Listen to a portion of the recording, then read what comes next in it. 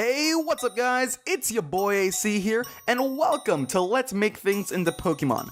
In this series, I will be turning people, objects, animals, and many other things from video games, TV shows, and real life into Pokemon. Or really, FAKEMON, but it's whatever. Now you're probably wondering to yourself, how do you turn something into a Pokemon?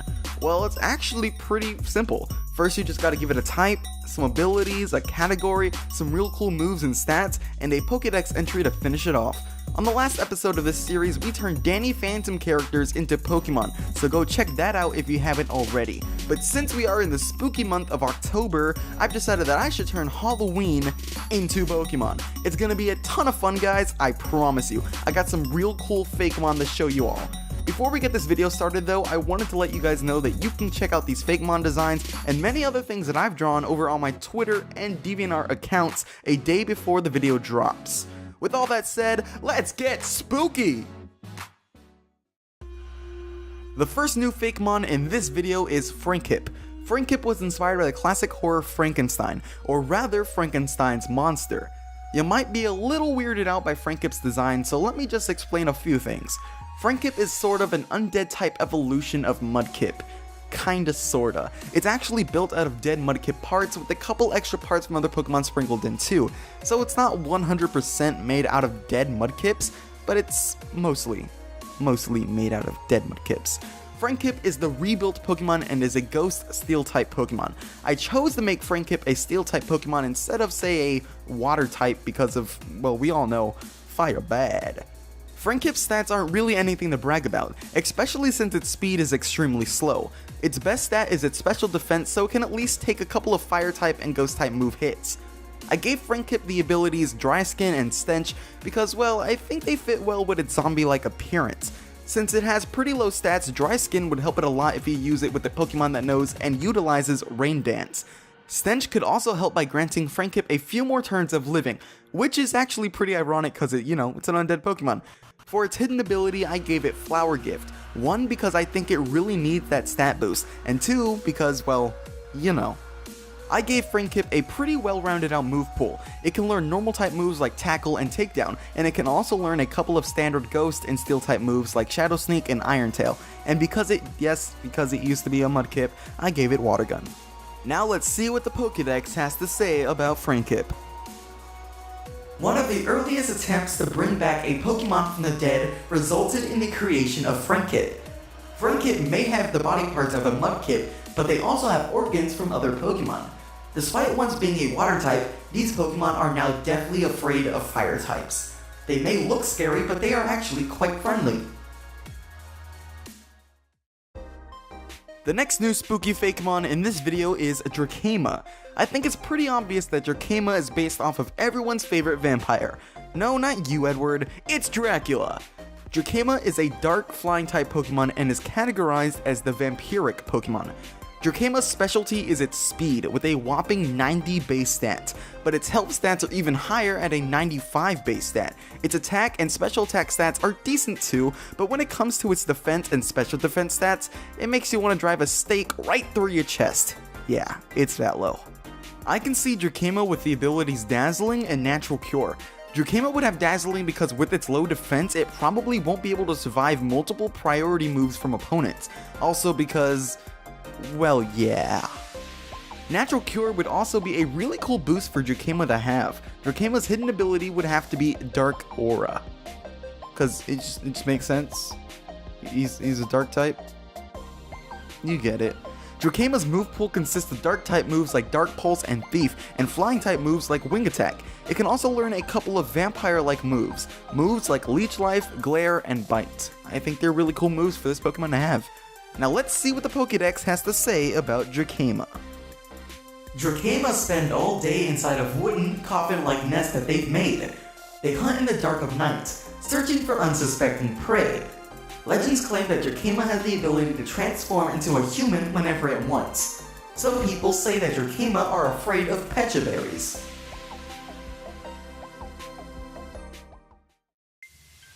The next horrific Fakemon to haunt this video is Ichabod. Ichabod is based off of the infamous Headless Horseman.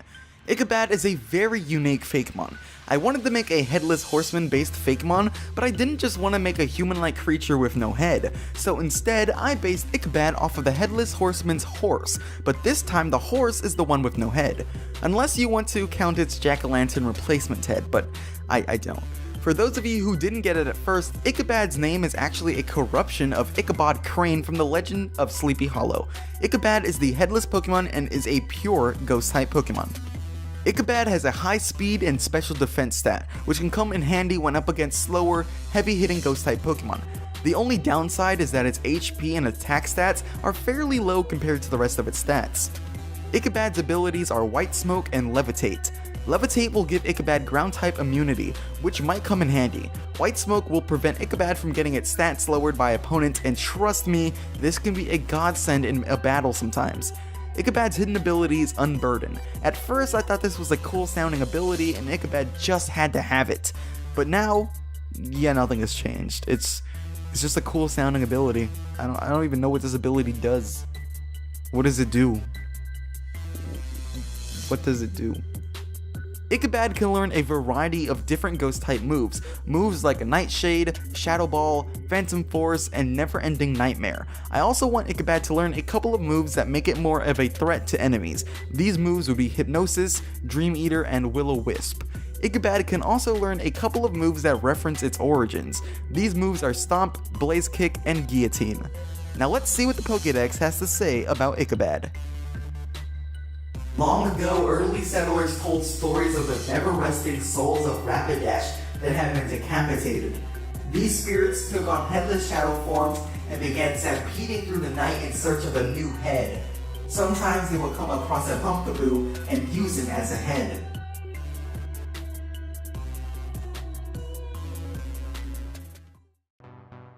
Out of the murky depths comes our next Fakemon, Lagoonis. Lagoonis is based off of two creepy things. The first is obviously the creature from the Black Lagoon, but Lagoonis is also based off of the creepy cryptid, the Loveland Frogman. Lagoonis is a water dark type Pokemon and it's categorized as the lake creature Pokemon. Overall, Lagoonis has some pretty decent, well-rounded stats. Its highest stat is its attack stat, and really, nothing else too special about its stats. They're not really that great, they're not really that bad, so you just really overlook them. Lagoonis has the abilities Rain Dish and Hydration. If Lagoonis uses the move Rain Dance while holding a damp rock, no matter the ability it has, it will get a significant boost. With Rain Dish, it will gradually gain back HP after every turn. And with Hydration, Lagoonis will be able to heal itself of its status conditions while it's raining. Lagoonis' hidden ability is Infiltrator. This ability allows Lagoonis to ignore an opponent's light screen, reflect, and safeguard. This ability also allows Lagoonis to bypass an opponent's substitute, which can be amazing in competitive play. Lagoonis can learn moves like Rain Dance, Water Pulse, Dive, Surf, and Muddy Water, but Lagoonis can also learn different moves like Ice Beam, Slash, and High Jump Kick. I just think these moves work really well with its frog-like appearance. I'm also going to give Lagoonis some dark-type moves like Sucker Punch, just to give it that edge. Now let's see what the Pokédex has to say about Lagoonis. Lagoonis lies in wait in dark, murky water for prey to swim by. When another Pokemon swims by, it charges into the Pokemon and sinks its sharp claws into it. It then drags it down into the depths of the water for its next meal. Long ago, people used to think Lagoonis were mer people. The next new Fakemon is Kritter. Now Kritter doesn't look like it at first, but it is actually based on the classic story of Dr. Jekyll and Mr. Hyde.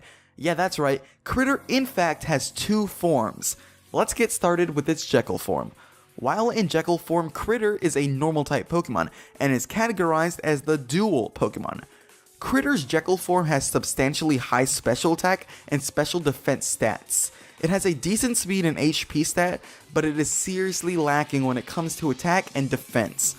While in Jekyll form, Kritter's ability is Adaptability, which boosts the attack of moves that are the same type as the Pokemon with its ability. In this case, it's normal type moves. Moves like Tackle and Takedown now get an attack boost, which is pretty cool. What I came to with Kritter's move pool was a combination of normal and dark type moves, with a couple of poison and other type moves in there too, for coverage. In any form, Kritter can learn normal type moves like Tackle, Double Slap, Takedown, and Giga Impact. It can also learn dark type moves like Beat Up, Dark Pulse, and Snatch. Other moves it can learn are Sludge Bomb, Venom Drench, and Secret Power. When Kritter changes into its hide form, a lot of things change. For one, its appearance changes into something a bit more monstrous. Kritter is now a dark type Pokemon. Kritter's stats have now changed dramatically. They're almost the complete opposite of its other form stats. Just about everything is put into its attack and defense stats, but it also gets a higher HP stat. Its speed stat is almost halved, making this Pokemon extremely slow, but extremely buff. While in hide form, Kritter has the ability Dark Aura, which I think really fits this Pokemon. Now let's see what the Pokédex has to say about Kritter. Kritter has a serious dual personality problem. One moment Kritter is nice and playful, and the next it becomes a gruesome and menacing creature. Critters transform into hide form after being hit with either a dark or poison type move. Okay guys, it's finally time to reveal our last FAKEMON for this video. It's Thanaskull. Thanaskull is based off of several things. First of all, it's based off the stereotypical idea of death or the Grim Reaper, but more specifically, Thanaskull is based off of Thanatos, the Greek god of death. For those of you who noticed Thanaskull's familiar color scheme and design, nice job! I intended for Thanaskull to be a new evolution of Duskull. Instead of becoming a Duskull given a spooky plate can evolve into a Thanaskull at level 50. I decided to make Thanaskull a ghost fairy type Pokemon because fairies are seen as mystical and so are the Greek gods, so it kind of makes sense. Kinda. Honestly, I just didn't want to make Thanaskull to be a pure ghost type Pokemon because those are played out. Thanaskull is categorized as the Death Omen Pokemon. Thanaskull's HP and special attack stats are borderline godly. Its attack and speed stats aren't too bad either. I did decide to make Thanaskull defensively weak though. I did this in part to make this Pokemon not so OP, and also because in Greek mythology there is a myth about a mortal man who managed to capture Thanatos. He captured death. I just think that this was a cool nod to this myth to make Thanaskull defensively weak. I believe Intimidate and Shadow Tag are good abilities for Thanaskull. Intimidate lowers an opponent's attack, which could really help out Thanaskull in a battle.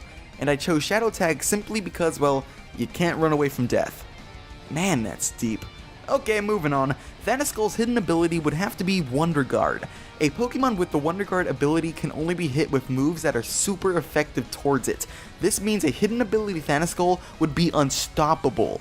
Unless your opponent has a couple of Steel-type Pokemon, or at least Pokemon that know Steel-type moves. Thanaskull can learn a wide range of Ghost-type and Fairy-type moves. Moves like Shadow Ball, Ominous Wind, Fairy Wind, and Moonblast. Thanaskull can also learn other types of moves for coverage. These moves include Psychic and Ice Beam. A couple of other moves that Thanaskull can learn that I picked because they relate to its origins are Spirit Shackle, Spectral Thief, Perish Song, and of course, Draining Kiss. Because you know the phrase, kiss by death, he's gonna kiss you. To death. Now guys, let's see what the Pokédex has to say about Thanaskull. If you see a Thanaskull, there is no running from it. You're next. People used to think that these Pokemon were gods of death, or even angels of death. It is said that they keep the souls of the dead in their satchels. Well, that's it guys. Those are my Halloween-inspired FAKEMON. I hope you enjoyed the video and I hope you enjoyed the FAKEMON. Before you leave, I want to let you guys know about a couple of things. Firstly, if you want to redesign or just redraw one of these FAKEMON just because you want to, please do, and send me your art through Twitter at TheAquaticSea. I will be showing off this art in the next Let's Make Things in the Pokemon at the very end of the video. Which now brings me to the last announcement. The next episode in this series will be covering a couple of FAKEMON I created that are based off of Undertale characters, so look out for that video very soon. Thank you all for watching, I'll catch you all in the next video. Peace out and happy travels. Peace.